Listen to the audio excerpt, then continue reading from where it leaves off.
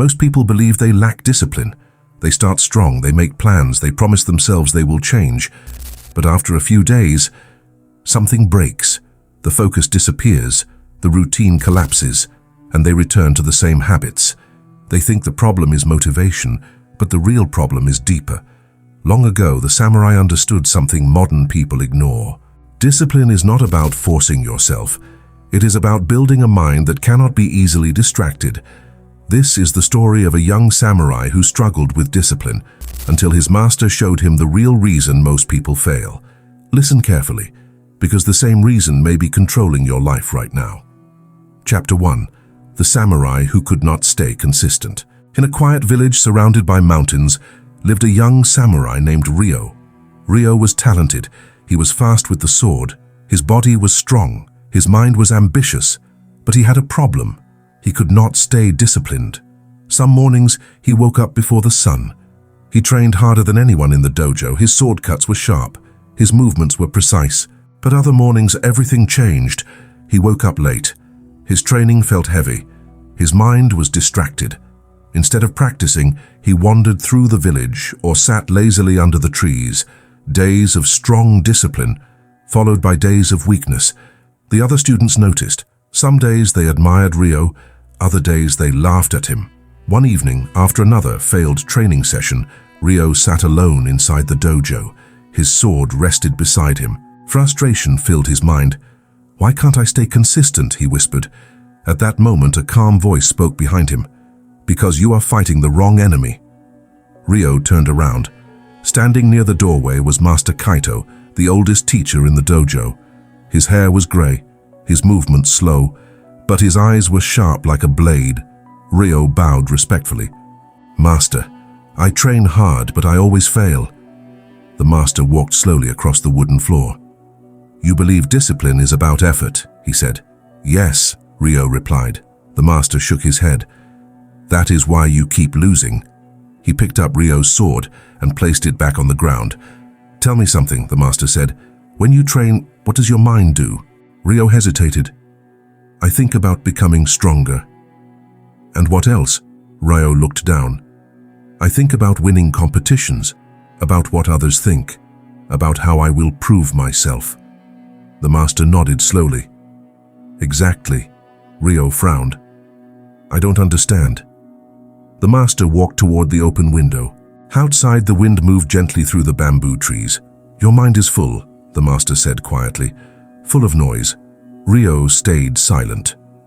"Discipline cannot live in a noisy mind," the master continued. "A distracted mind will always search for comfort." The master turned back toward him. "Tomorrow your training will change." Ryo expected harder drills, longer sword practice, more punishment. But the next morning, Master Kaito gave him a strange order. "Leave your sword here." Ryo looked confused. "My sword?" "Yes, and follow me." They walked outside the village until they reached a quiet river. The water moved slowly between large stones. The master pointed toward the ground. "Sit." Ryo sat. "What are we doing here?" he asked. The master looked at the flowing water. "You will watch the river." Ryo waited. "For how long?" The master began walking away. "Until your mind becomes quiet." Ryo stared at the water, confused. He was a warrior. Why was he sitting beside a river instead of training? Minutes passed, then hours. His mind began to explode with thoughts. "This is a waste of time. I should be training. Other warriors are improving. Why is the master doing this?" His mind jumped from thought to thought, like a monkey moving between branches. For the first time, Ryo saw the truth. His mind had no control, and suddenly he understood something uncomfortable. How could he control his life if he could not even control his attention? The river continued flowing quietly beside him, slow, calm, focused, and without realizing it, Ryo had just begun the most important training of his life. Chapter 2. The Real Enemy of Discipline. The sun moved slowly across the sky while Ryo sat beside the river. At first, he felt restless.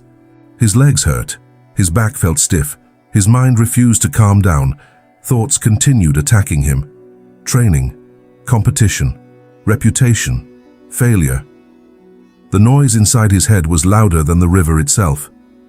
Hours passed. Finally, near sunset, Master Kaito returned. Ryo was still sitting there. The master stood quietly behind him. "What did you see?" he asked. Ryo opened his eyes slowly. "At first, nothing," he said. "Only my thoughts." The master nodded. "And now?" Ryo looked at the river. "The water moves calmly," he said. "It does not rush. It does not fight."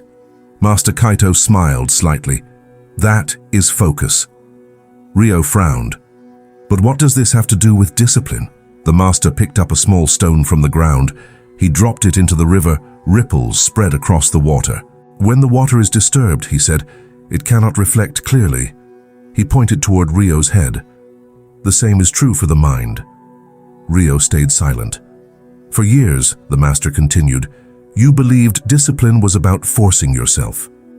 But force cannot defeat distraction." Ryo lowered his head. "That's exactly what happens to me." The master continued walking slowly along the riverbank. "Every time you try to train, your mind escapes. It looks for comfort. It looks for excitement. It looks for something easier." He stopped walking and looked directly at Ryo. "That is the real enemy of discipline. Comfort." Ryo felt the truth of those words immediately. The master continued, "Your mind has been trained by comfort. Easy food, easy entertainment, easy pleasure. When things become difficult, your mind escapes." Ryo clenched his fists. "So what should I do?" The master's answer was simple. Train your mind to stay. The next weeks were different from any training Ryo had experienced before. Master Kaito removed most of his sword practice. Instead, he gave him strange exercises. One morning, the master placed a candle in front of him. "Look at the flame." Ryo stared at the small dancing fire. "Do not break your attention," the master said. At first, the exercise felt easy, but within minutes, Ryo's thoughts began wandering again. The master clapped loudly behind him. Ryo blinked. "Again," the master said. This continued every night. "Focus on the flame. Ignore every distraction. Noise, movement, fatigue." Slowly, something inside Ryo began to change. His mind stopped jumping between thoughts. It became quieter, stronger, more controlled. One evening, during training inside the dojo, the master tested him again. 3 students attacked Ryo during sparring practice. In the past, Ryo would have panicked. His mind would have scattered. But this time, something was different. Everything became calm. His breathing slowed. His vision sharpened. He saw each movement clearly. One attack, step aside. Second attack, block. Third attack, precise strike. Within seconds, the fight ended. The other students stood in silence. Master Kaito watched carefully. Later that night, Ryo approached him. "I feel different," Ryo admitted. The master nodded. "You are learning to control your attention." Ryo asked the question that had been growing in his mind. "So, discipline is not about forcing yourself?" The master smiled. "No. Discipline is about removing the distractions that control you." Ryo looked down at his hands. For the first time, he understood why he had failed before. It was never about strength. It was never about motivation. His mind had simply been too weak to resist comfort, and now it was becoming stronger. But the master had one final lesson waiting for him, a lesson that would change the way Ryo understood discipline forever. Chapter 3, The Samurai Who Could Not Be Distracted. Weeks passed. Ryo continued the strange training given by Master Kaito. Some days he trained with the sword, but most days he trained his mind watching the candle flame, sitting beside the river, repeating the same movements again and again inside the dojo. At first, the exercises felt simple, but slowly Ryo realized something powerful. His mind was changing. The noise inside his head was disappearing. The constant need for excitement was fading for the first time in his life. He could stay focused. But Master Kaito knew something important. Training inside the dojo is easy. The real test happens in the real world. One evening, the master called Ryo. "You have trained your attention," he said calmly, "but discipline must be tested." Ryo bowed. "What should I do?" The master gave him a simple task. Travel to the nearby town. Spend the entire day there. Ryo looked confused. "That is the test?" The master nodded. Yes. Return tomorrow and tell me what you learned. The next morning, Rio walked toward the town. The streets were full of life, merchants shouting, people laughing, food stands releasing strong smells, music playing in the distance. The environment was the complete opposite of the quiet dojo, distractions everywhere. Rio began walking through the crowded streets. At first, his mind reacted automatically. The smell of food caught his attention. Voices pulled his focus, bright colors filled his vision. For a moment, he almost forgot the purpose of his visit. Then he remembered the master's lesson. Train your mind to stay. Rio slowed his breathing. He kept walking calmly. Instead of chasing every distraction, he simply noticed them and let them pass. Hours passed in the busy town, but something surprising happened. The distractions slowly lost their power. They were still there, but they no longer controlled him.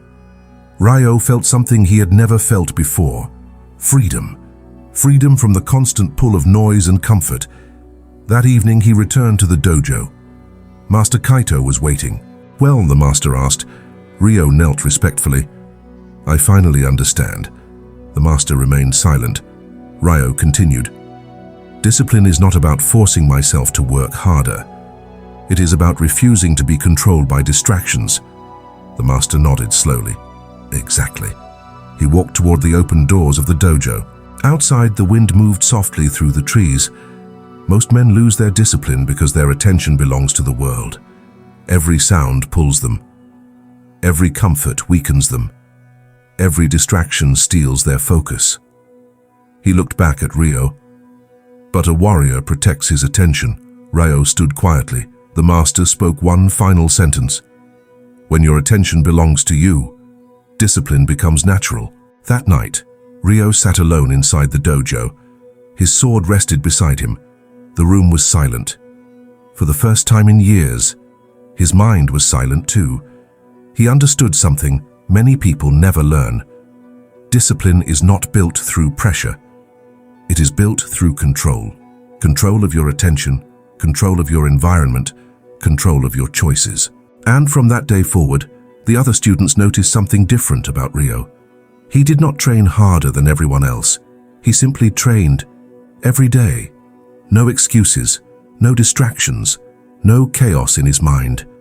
Just quiet, steady progress. And that is the difference between a man who wants discipline and a man who truly has it. If you struggle with discipline, the problem may not be your motivation, it may be your attention. A distracted mind cannot build a strong life, but when you learn to protect your focus, discipline becomes simple. Train your attention.